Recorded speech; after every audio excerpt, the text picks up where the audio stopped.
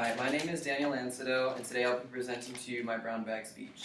And no, this isn't my lunch. This is 3 items in which mean a lot to me, and they kind of represent who I am as a person. So, my first item is this key. And this key is actually, well, my parents built a house for me and my brother in Florida when we were younger, and it was the first house that I ever lived in, and this is the first key to that house. So I've carried it around with me for a very long time, and it kind of just reminds me of like old times and when I used to live in Florida and stuff, because now I live in Texas and we don't have pretty beaches and stuff, and it was just a big part of my life that I thought I'd share.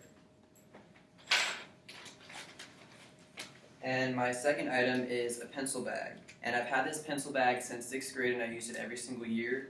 And it's kind of means a lot to me because I moved around a lot as a kid, meaning that I had to make new friends, I had to start a new life, and some of that stuff can be really rough on a kid. So this is one thing that was constant, and it kind of represents me because every year it gets a little rough, but manages to stick around, and so do I. Alright, so my last item is a certificate of appreciation from the VA hospital, and it's 99 hours of service that I did this summer.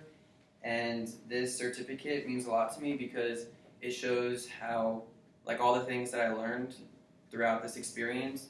I was an outpatient escort, which means I pushed people around in wheelchairs to their appointment when they needed assistance. Say like someone, like this one guy had his leg amputated because a bomb blew it off. So he needed a ride to his appointment to get us to the lab, to get his blood drawn and stuff. And then there's also people that I work with that they're not volunteers, they're called CWTs, which is compensated work therapy employees, and they get paid like I think minimum wage or something low, but the purpose of that is so that way they can rehabilitate themselves into the real world when they kind of got off track. There was a pregnant nurse who got her nursing license taken because she was abusing narcotics, and there's actually this one guy, his name was Raul, and he only had 6 months to live, and he told me he was on his 7th month. And the fact that he comes in every day with a smile on his face, knowing that any day he can honestly die, just kind of shows me that why can't I do that, knowing that I don't have a set date for me to die. And it was just a really cool experience, and I took a lot from it, and I learned a lot from it.